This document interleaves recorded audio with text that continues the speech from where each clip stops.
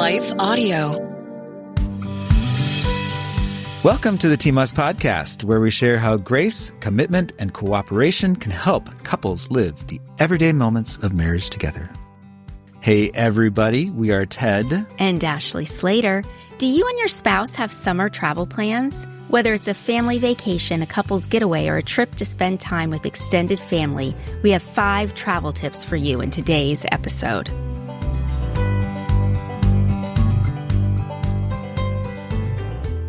So, Ted. Yes. Do you have any favorite summer trip memories? Yes, they all include you. Is that the right answer? It's a answer. I've got some great summer trip memories. I remember this one when I was like an undergrad before we met, so you weren't there. But a friend of mine said, hey, you want to go to Washington, D.C.? And I'm like, okay, let's go. So we just got in a car and we drove to Washington, D.C. from Michigan. Spent a couple days there. We had like this tarp. Am I going on long? I'm sorry. No, it's fine. I have not heard this story before. That's why I'm looking at you like this. Right. So we had this tarp in the trunk, and that's what we slept in.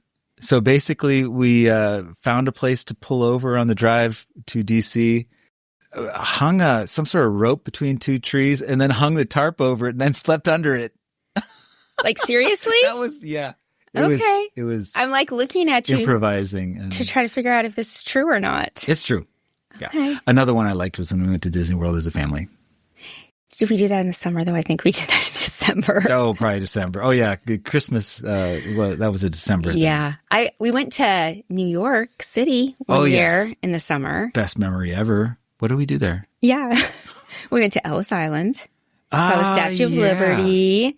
Yep. That was when 2 of the girls were at Carnegie Hall. I saw my very first Broadway show on Broadway. Oh, Broadway, right. Yeah, Les Mis. Oh, that was miserable. I think we did go to the library. Uh-huh. Yeah, that was fun. Yes, unforgettable. Apparently not. Well, okay, so travel, right? Yes. I came across this website that had travel statistics by age group or generations. Statistics? Okay, I got to hear this. And I thought that was really interesting. Yeah, I don't know where you're going to go with this. Okay, but apparently there tend to be distinct preferences, motivations, and spending habits for different generations. Okay, yeah, I need to hear this. Okay, so like you and I are both Gen X. We're just at different sides of the generation. Yep. Gen X tends to I'm be... an early adopter, and you're just sort of straggler. Right. It tends to be 1965 to 1980. Yeah. So we are aging ourselves or dating ourselves here. Oh, no. They tend to be we're married. We do date ourselves. Yes, we do. But we also... They tend to be the family-oriented travelers. Like Gen X, I guess, is like the sandwich generation. Okay. So they, between the parents and their kids, and so they prioritize family-friendly travel experiences. Okay. Yep. Which made sense. Okay. So millennials, 1981 to 1996, are the experience seekers. All right, I could see that. I've gotten too old for experiences. See, I just like traveling with the family. I do still like experiences. Okay. And this is interesting because baby boomers, 1946 to 1964, are the luxury and relaxation seekers, like cruises and stuff. Cruises. So I thought that was interesting. Like, I love cruises, but you especially love the just the relaxation, and everything's taken care of. We just get to go on dates, morning, lunch. Yeah, I do love cruises. Yep. Yeah, but I also like experiences. Mm-hmm. So, and I guess Generation Z, which is 1997 to 2012, are experiential travelers. And that's like going out to dinner? It says they seek authentic Instagram-worthy experiences rather than traditional sightseeing. I'm like, authentic and Instagram-worthy. Oh. Do those go in the same? That's good. Feels a little contradictory there. That's funny. But, okay, so for those of you listening, we're talking about summer travel. Yes, we are. And if you're traveling this summer, it might be a family vacation, a couple's getaway, going to visit family, or even a business trip. All very potentially exciting and rewarding and fulfilling. I mean, you will be traveling. I will. To Wisconsin. Yes, but you're also going to Florida. For your stepdad's funeral. Yes. I am not going with you because we have conflicts with kids' schedules, but... Not conflicts with family members. With schedules and timings. Yes. Okay, so according to CNBC, fewer Americans are actually planning to travel this summer. Huh. Okay. Which is interesting. Although, okay, the drop was from 53% who traveled last year to 46% who say they'll travel this year. It's not a huge difference. But it's still, what, 7 out of 100? Yeah. I might have gotten that math wrong. I don't know. Did it without a calculator. I don't math well. So you might be part of the 46% that plans to travel out this summer. And if you are, we're going to take a short break, and then we'll return and share 5 summer travel tips for couples. Great.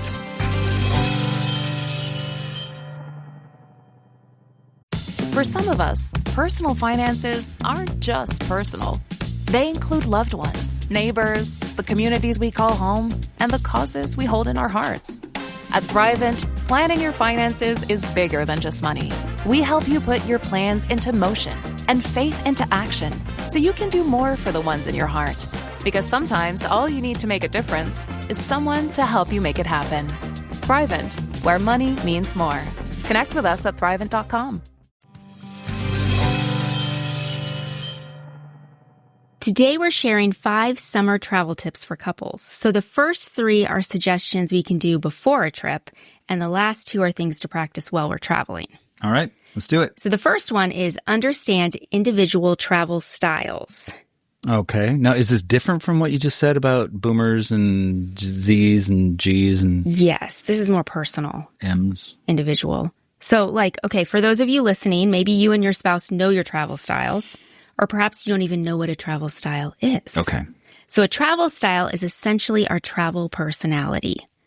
And I guess they were kind of saying the travel personality of generations. So this is more the individual okay. Because we don't all fit into a box. Like we talked about how we're both in Gen X, but we also like the luxury and relaxation, and I like the experiences. I fit into a box once. I didn't like it. Yeah, that doesn't sound very fun. Anyway, so your travel personality, it's how we prefer to travel, including what activities we enjoy, budgets we set, what preferred pace we enjoy, and our comfort levels with where we go, stay, and what we do. That makes a lot of sense. So I tend to love to go on trips. Yep, and I tend to like knowing where the hotel bed is so I can take a rest if I need to. Like I don't want to miss anything. And I like to reflect on what I've experienced. Yes. And I like to feel safe and secure. You're a little more willing to venture into uncomfortable environments. Yes. A little bit. Yeah. So, I mean, honestly, I think the reason that we haven't gone like tent camping as a vacation. Tent camping. And I don't think I ever will. Because you don't like that. You don't feel safe. There's no door to lock. And if I need to use the bathroom in the middle of the night, I have to like leave the tent in the dark. Right. That's all valid. It's all valid. Yeah. And I think we've been married. But there's something about unzipping the tent door. It just, I don't know. There's something about zipping on the tent doors that makes you feel like you're on vacation. Maybe we'll set a tent up in the backyard. There we go. That's what we will do. Yeah.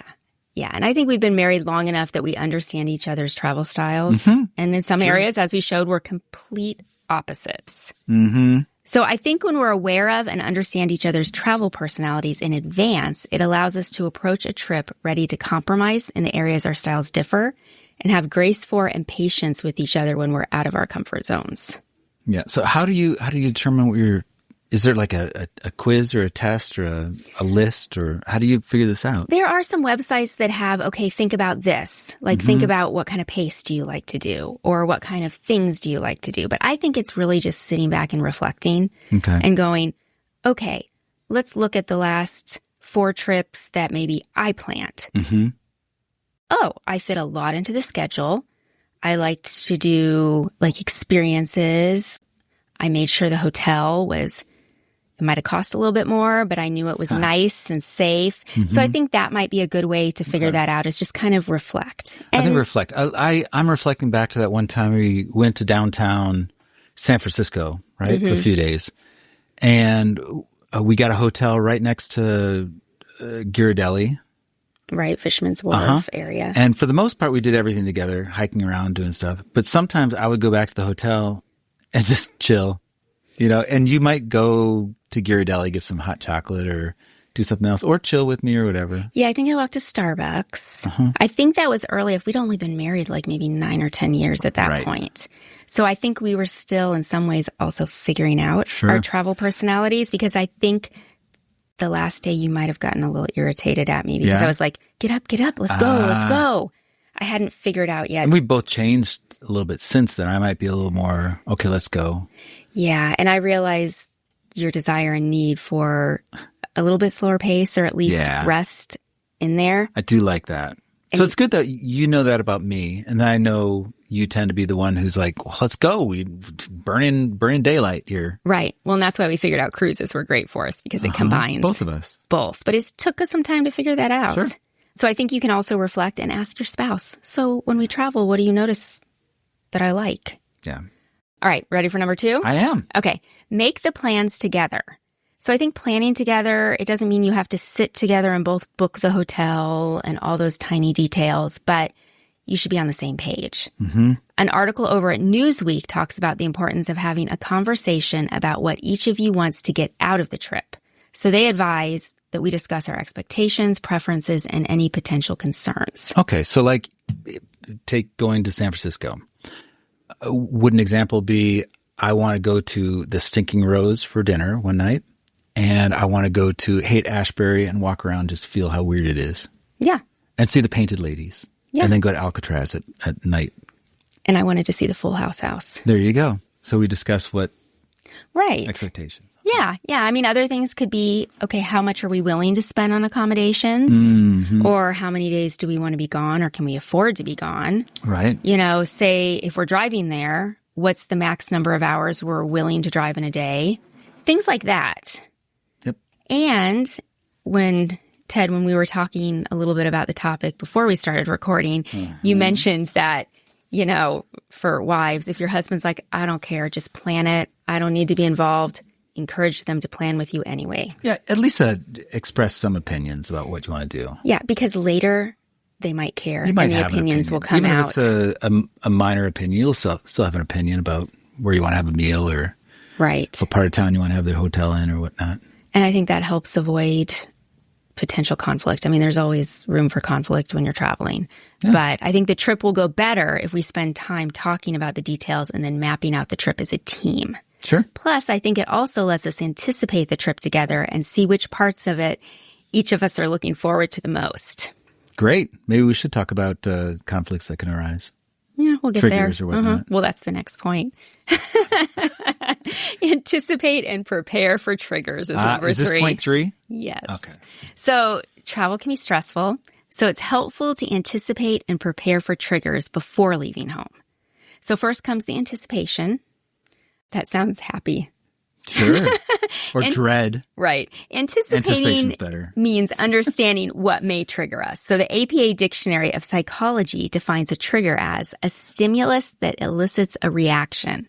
For example, an event could be a trigger for a memory of a past experience, an accompanied state of emotional, upset. Mm-hmm. So when we have personal triggers, so we have personal triggers. Yeah. I'm having difficulty talking today. I struggle with anxiety. So some of my triggers are being out at night in new surroundings or surroundings that don't feel safe and secure. Yep. I know that parking lots at night, you'd rather not be in one at night. Not by myself. By yourself, right? Yeah. And if I am, whether it's an event or it's me and the girls out and you're not with us, or I go to a small group, I try to park close to where I'm going into. Plenty of light. Lots of light. And I always leave the same time as other people, so I'm not walking out by myself. And that helps me not be triggered. Gotcha. But we can also have marriage or relationship triggers. If you don't feel like I'm listening to you, as in hearing what you're saying, or not respecting you, that can trigger you. Yeah. I remember we went on a family vacation up to the Grand Canyon, which is just a drive away. We live in Arizona, so it's pretty close. And I was kind of crabby. And I think, among other things, the thing that was putting me in this sort of crabby state was a change of routine. Yeah. Mm-hmm. Which sounds like a cop-out or trying to justify being crabby and unfun to be around. But my routine, I wake up, I do some stuff, listen to the radio, I get some food, I start work. I've got this routine. And my routine was different during the vacation. And for whatever reason, that I lost the ability to deal with conflict or with difficult new situations. I'm rambling, but No, it makes sense. And I'm thinking how that was that was like 20 years into our marriage, 19 or 20 years into our marriage. Yeah. But I think that was when we learned that, it's you out of your routine. You need a couple of days to adjust. So now we know that when we go on trips. Mm-hmm. And that, I fully acknowledge that that's probably a defect in who I am.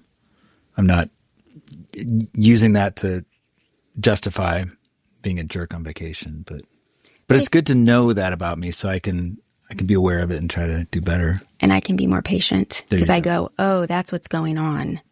Yeah. Okay. So, after we anticipate, we can prepare. Yep. And the Gottman Institute says this about preparing for triggers during travel. They say different aspects of traveling can trigger stress in different people. For example, being out of your comfort zone. Yeah. They say some may have a fear of flying, while others might get anxious about navigating a country that speaks a foreign language. If you're traveling to see family, that environment may bring up all sorts of relational tension. That's a good point, too. So they said before you travel, talk to each other about what situations or people you expect to be stressful to you and what steps you can take to help each other mitigate that stress. All right. Well, we're going to take another short break. And when we return, we'll share 2 more tips for summer travel. At Thrivent, planning your finances is bigger than money. It's a way to support the people, causes, and community you love. Because helping you put your faith into action is at the heart of what we do. Thrivent, where money means more. Connect with us at Thrivent.com. We're sharing 5 tips for summer travel. So far, we've shared 3 tips that you can do before you leave home. We have 2 more, and these are tips for during the actual travel. All right. So number 4, practice flexibility and deference. So what do you mean? Even though we have plans in place when we travel, there always tends to be surprises, both good and bad. Sure. Like a good one might be that we discover a new and unplanned place one of us wants to stop on a road trip. A park or a tourist trap or something. Right. Well, a bad one is if there's like a delay because of weather or car problems. Right. And we've had those. Right. So how would flexibility and deference look in both of those examples? Well, are you asking a question? Or it was rhetorical. Okay. You can answer it if you want. No, how about if we ask our listeners to answer? We'll wait. Well, okay. When it comes to a spontaneous stop, and you can tell me if this is what you're thinking. Okay. Perhaps it's someplace that one of us wants to stop and the other one doesn't really care about. Like Buc-ee's. We see a Buc-ee's. There's barbecue in that Buc-ee's. We must stop. I think we both like Buc-ee's. Funny story about Buc-ee's is I was driving back from LA to Phoenix. And I think it was when I was still in California. Or it might have been it was in California. There was a sign like 4 Buc-ee's, like 1,300 or 1,200 miles ahead. I was like, wow. Oh, okay. Well, there's anticipation building. Yeah. Okay. So flexibility or the ability and willingness to adjust one's thinking or behavior is being able to let go of how we have planned the day will go. So maybe we're thinking, no more stops when we get to the hotel at this time. Well, what if you plan for the unplanned? Like if you sort of build in like 2-hour like buffer. Yeah, I actually tend to do that when I make trips. Now that I think about it. And then if you get a flat tire or you need to make a Buc-ee's run, you got 2 hours to get lost in Buc-ee's. That's true. Okay, well that can be part of flexibility. Build flexibility into the plan. Yeah. So like deference, which is I'll let you answer this one. Respectful submission or yielding to the judgment, opinion, will of others is the decision to say, I know stopping here is a new opportunity that you're really excited about. So even though I'd rather keep driving, let's stop and explore it together. So that sounds good. Unless I'm going into Buc-ee's to get like one of these hot mama spicy little sausages that is going to hurt my gut for the next 12 hours. You get those from gas stations. I do. That's why I go in with you to stop you from buying it. Good woman. Actually, that doesn't normally work. You buy it anyways. And then I learned to just kind of say, roll your eyes. You did that again.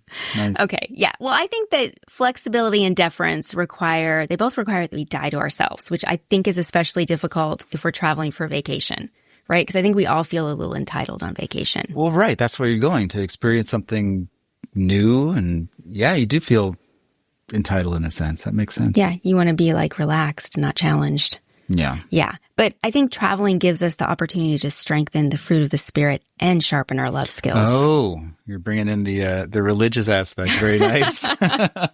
Bringing in scripture. Bring in the scripture. You have a scripture to bring in? Well, Galatians 5:22-23 in the NLT says that the fruit of the Spirit is love, joy, peace, patience, kindness, goodness, faithfulness, gentleness, and self-control. That's a good list. Well, 1 Corinthians 13:4-7 explains that love is patient, kind, not proud or rude or demanding its own way. It's not irritable.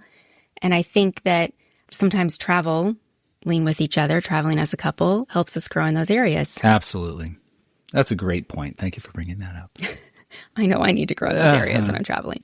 Okay, so one more. Okay. Number 5, eat, sleep, and laugh. Okay. So as much fun as a trip can be, we're out of our comfort zones and regular routines, as we talked about. So I think it's really important to try to eat regular meals and keep them healthy. That's always a struggle because on vacation, I'm like, oh, that's the fun time to eat all this stuff that I might not eat normally. I hear you. But it can really throw your stomach out of whack. And then that can make you grumpy. Or if you're not eating, you can get hangry. At least I get hangry. You just get tired, I think. Yeah. So another thing is sleeping enough so that we aren't overtired and then get snippy with each other. Which can be a little challenge because, you're out and about until late. So I guess, again, make plans to be back at the hotel at a reasonable hour. Yeah. Well, maybe that's where there's a benefit. Or a campsite. A benefit to our kind of opposite travel personalities because maybe we balance each other out. I make sure we actually see things, but then you make sure we actually get rest. Yes. So, all right. So Forbes, recommends practical steps when it comes to help you sleep better on vacation or when you're traveling. Practical steps like staying hydrated, engaging in relaxing activities before bedtime, and gradually adjusting sleep schedules prior to traveling. Okay. Yeah, this is super practical. Like if you're going to Paris, like we had our honeymoon in Paris and there was a difference in time zone. So I don't think we were prepared for that. But if we had to do it over again, we may have adjusted our sleep schedule so that when we got in Paris, which is hours ahead of our time zone. I remember when we got home from Paris, I think we stopped at the grocery store and I think I just cried in the car because I was so tired. So tired. Those were tears of joy, though, because you're realizing you're married to a real man, a real boy. And I was very tired. And you were very tired. Okay. And perhaps most importantly, laugh together when things go well and laugh together when they don't. Keep a sense of humor and try not to take ourselves too seriously. And there are different kinds of laughter. If things go wrong, you could laugh a cynical laughter. And of course, that's not helpful. Or a mocking laughter. Well, if you're laughing together, then it should be the right kind of laughter. Right. Hopefully. Yeah. A lighthearted, adventurous, whatever comes, we got this, babe. Sometimes it's a laugh of surrender, like, okay, my best laid plans. Yes. I'm just going to try to enjoy this. Yeah. All right. Well, to recap, here are 5 tips for summer travel. 1, understand individual travel styles. 2, make the plans together. 3, anticipate and prepare for triggers. 4, practice flexibility and deference. And 5, eat, sleep, and laugh. So, Ted, what is this week's Us Time Challenge? How about if we challenge our listeners to eat, to sleep, and to laugh? Okay. Although we had talked about this earlier. What if we challenge them to reflect on vacations that have gone well or vacations that have not gone so well? See what worked, what doesn't work. Yes. And if you get better with vacation. Yeah. And if you are one of the 46% who is planning to travel this summer, maybe go through those steps. Absolutely. Good. Well, you want me to wrap up? Yeah, wrap up. All right. We thank you for joining us on Team Us Podcast. If you haven't already, be sure to sign up for my wife's weekly email newsletter at ashleyslater.com. And you're probably going to spell Ashley wrong unless you know how to spell her name. It's a Leigh in there somewhere. Yes, so ASHLEIGH. There you go. And when you do, you'll get her free ebook, 5 Simple Marriage Tools You Should Know. We are looking forward to the next time as we keep talking about how grace, commitment, and cooperation can help couples live the everyday moments of marriage together. Team Us with Ted and Ashley Slater is a production of Life Audio and Salem Media. If you liked what you heard today, please take a second to rate and review the podcast in your favorite podcast app. so that more listeners like you can find the show. For more faith-filled, inspirational podcasts, visit us at lifeaudio.com.